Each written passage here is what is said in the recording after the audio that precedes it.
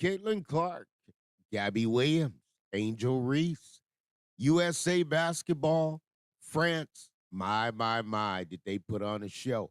USA took down the gold. Congratulations, and they well deserved. Talk about Gabby Williams and who is Gabby Williams.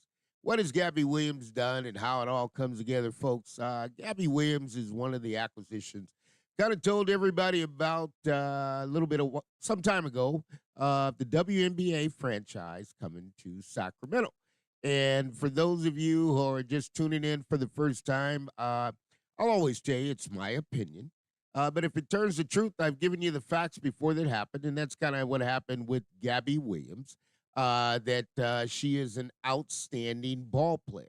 And when you look at someone like Gabby Williams and you understand what Gabby Williams' capabilities were, what she's able to do, how she can do it, and what she's allowed to do on that court, it's very interesting with Gabby Williams. And you got to understand that with Gabby Williams, it's a different game. She's been through a lot. Like you said, with the Sky, they did me dirty. So, I want to bring this to you and let you kind of take a listen because I've talked about Gabby. I know what she does. I know how Gabby Williams does things. And when you look at it from collective standpoint, it just brings it home to you. And you always got to know that the game is always ever changing. And the WNBA, they've always said they have the best player. There's only one spot. And I'll make it as simple as possible. There's only one spot Gabby Williams should be going to. And that spot's going to be to play with Caitlyn Clark. There's no doubt about it. I mean, when you get right to it, and Caitlyn Clark, what her capabilities are, what she can do, Gabby Williams fits that all the way to a T. Now, when you talk about Gabby Williams, and you want to look at the history of what happened with Gabby Williams, how did it all come together? Well, I can take you back where you can go all the way back to UConn. You can look at Gino, right?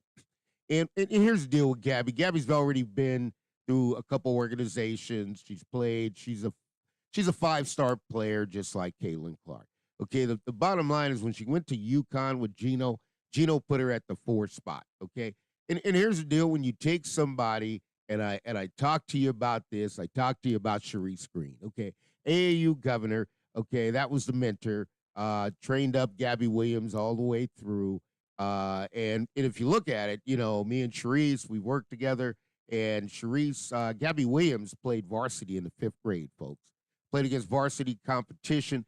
So when you look at it, and then you get over to Angel Reese, and you say Angel Reese wants to, in all honesty, I don't have anything against the Sky. I don't have anything against any of them. This is what I do know. Chicago Sky don't have enough IQ, okay, to play with Gabby Williams. It's a fact. Gabby Williams is not just a basketball player. Gabby Williams was the point guard.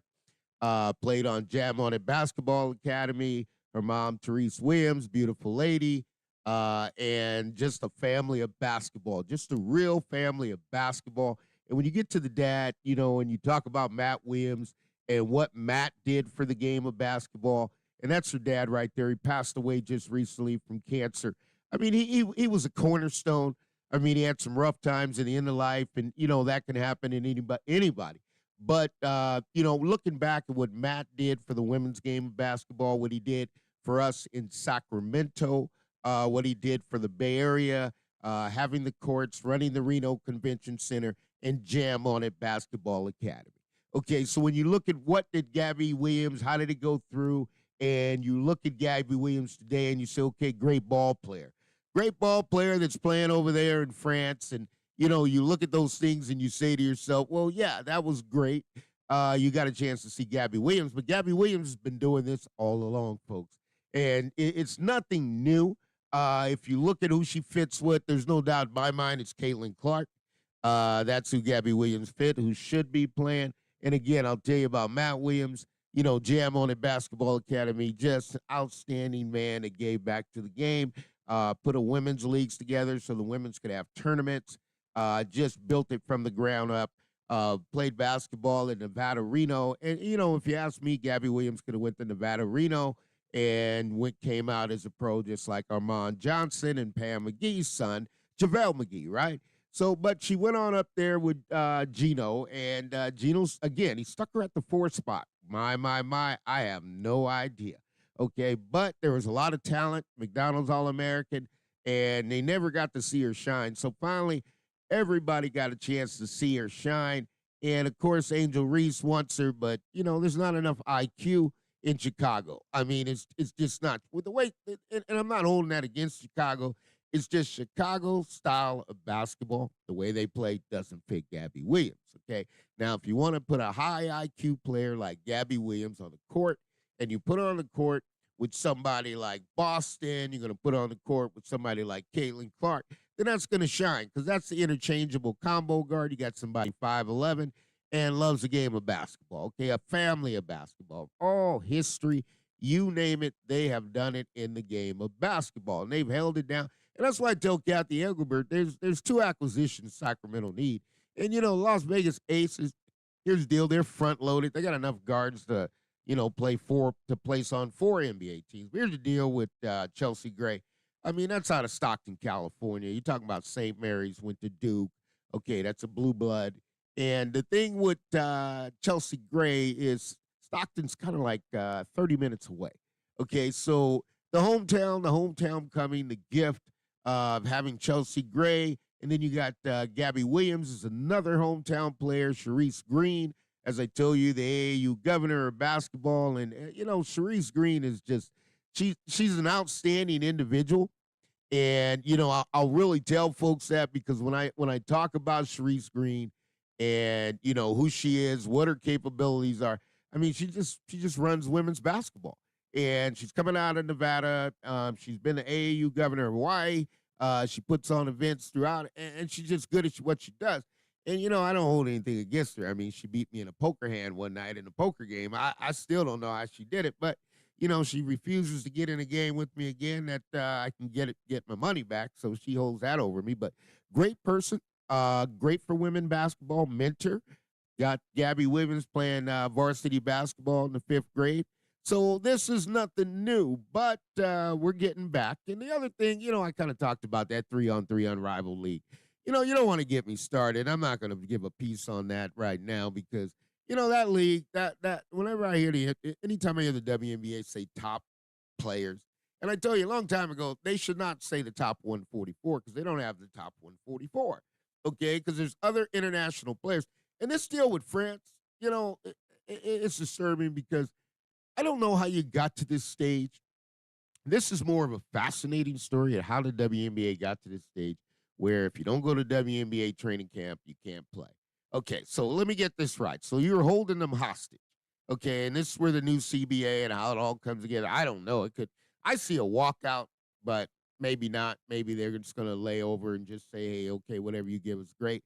Because in actuality, you're talking about a 90-10 revenue share.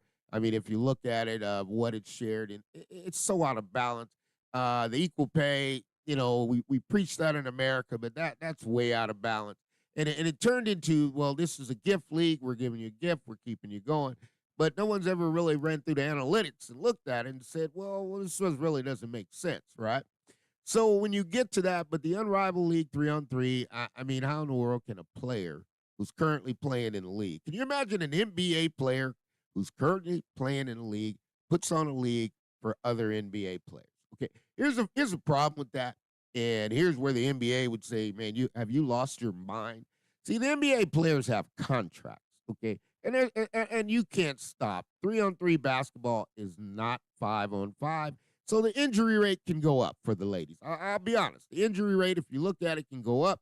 And the reason the NBA players can't do it because they're under contract. They don't want that player, even as they go play in the Drew League, they go play in the summer leagues, they just hold their breath because you had a first-round pick injure his foot, right? So they're playing in other leagues. It's something that you got to be cautious of. But if you're going to play it at the top 30 in the WNBA, well, that needs to be like the Team USA because that should be for the veterans, for the ladies who have been here, who have played here, who have been able to give to the league, okay? And there's no way, you can sign Angel Reese and be honest and say Angel Reese is one of the top 30 players in the WNBA because now that's not true. That's not true. And you're starting the same cycle where you're skipping players, jumping over players. And here's where I talk about Gabby Williams needs to be, okay, with Caitlyn Clark, okay, because five-star player, just like Caitlyn Clark. Does everything Caitlyn does, 5'11", can play the game, and is worth a whole lot more money than the money the WNBA is playing. And I don't understand that, because this is America, okay? And in America, I mean, you got corporate America. They open up corporate stores all over America. I mean, they lose millions and millions of dollars. I mean, I'm about to pay the players and lose some money. I mean, I could see that. But when you got it to the point that if they go play for France and the league is running at the same time, guess what? You didn't make WNBA training camp, so you can't play in the league. And folks, if you got an overseas player that wants to come over and sign with an NBA player, they don't care when it is. You got to go buy out the contract. Buy out the contract, get the player to come over. And sometimes the countries have rules. The Yao Ming, I mean, the country wanted 50% of the revenue. So I don't really get it, but they'll figure it out. They'll figure it out. I just wanted to tell you, Gabby Williams, Caitlyn Clark, WNBA championship. Okay, and you know what? She told Angel Reese straight up, maybe we can both go play somewhere else. Because in other words, I ain't playing for Chicago. I don't want nothing to do with that. But if I looked at Gabby Williams, who's an Olympian, who's able to show all her talent and has now walked through that, you got to be able to say to yourself, man, you know what? Gabby Williams is a good player. Okay, she knows how to play the game. There's no doubt about it. Then you got Caitlyn Clark's a good player. And Caitlyn Clark knows how to play the game, right? You got Matt Williams, who's the dad. Okay, no doubt about it. Got kind of startled at UConn. Gino, but that's Gino. Gino puts him where he wants to. He had her playing the power forward spot and never seen that done before, having a point guard play the power forward. But with Gabby Williams, it happened. And then you got Reese Green, who's just a good friend and does well and been around the basketball community forever. So that's kind of how that breaks down and take you a little bit behind the scenes. I've been away for a little bit, because I can't it's hard to report when those teams playing. I mean, I've never seen it, but it's hard to kind of get into it, and you won't want to bounce back, get back and forth in the gossip. But that's what I think. Gabby Williams needs to go play for the Indiana Fever. There's no doubt about it. I mean, it fits. Okay, and you got Swartz, and you also you got Chris Rivers over there too, and Chris Rivers from Sacramento, and he's done a lot with the basketball. You don't know the name of who Chris Rivers is, you can look it up. That was Sonny Vaccaro's right-hand man back all the way. Derrick Rose coming in, and that's what Caitlyn Clark reminds me of. Derrick Rose coming in the NBA. You're the Rookie of the Year and the MVP. Caitlyn closes out strong, might as well be Rookie of the Year and MVP. And, when it comes to the rival or unrivaled league, go ahead and let the players who've been in the league, built the league, make that money. I don't think Angel Reese belongs in it, but she signed up because, Angel Reese is not a 3-on-3 player. And when you got to do what you got to do on 3-on-3, I mean, it just changes the game. And, but with Angel Reese, the deal is she'll attach her name to anything. It doesn't matter. I mean, Angel Reese is just a marketing genius. If you're paying, I'm playing. That's Angel Reese. Caitlyn, you got to look at it a different way. Because we got strategy. There's a lot of marketing, a lot of off-the-court work, so you can't really just commit to everything. But the shocking thing is, what? I mean, let's be honest. Caitlyn Clark, follow the lead. Are you one of the best 30 players in the WNBA? Yes. Do you need to be in the league and stepping over players who deserve to play in that 3-on-3 league? Because let's do it the right way. The players who have been in the WNBA, who have played a long time, deserve to be in 3-on-3. Okay, let's do it the right way versus taking the rookies and all the younger players and stepping over players, okay, to try to make something successful. And at the end of the day, that league has done nothing for Caitlyn Clark. It can do nothing for Caitlyn Clark, okay? And when you get to the revenue share, okay, because the NBA, you got 50-50. And if you ask me, Jeff Swartz, I mean, I'll be honest. I mean, anything you want Caitlyn Clark to do should be on a 50-50 revenue share, okay? Because if I'm putting people in the seats, I don't need to share none of my money, okay? I just need to do what I need to do as a pro. And at the end of the day, I don't think the league's for Caitlyn. I think the league is for the other players in the WNBA. And when you get back to Gabby Williams, I don't think Gabby Williams fits Chicago. Their IQ's not high enough the way they play basketball. I think they're more designed for fever basketball, and that's where Gabby Williams was trained. So this is the Money Mike Syndicated Radio podcast. We're getting back in the saddle, and it feels good to be back. I got a whole lot of comments and things. I thank you tremendously. We're going to try to come on back, give you a great second half of the season. NFL's winding up, and everybody's ramping up in man-oh-man first preseason game. So we got a lot of stuff that's going to be hitting the desk. But I always will tell you this, the WNBA is fantastic. Kathy Engelbert, I got 2 acquisitions, local homegrown, Chelsea Gray. Okay, and you got Gabby Williams. You put them 2 in the Golden One Center, I guarantee you selling out.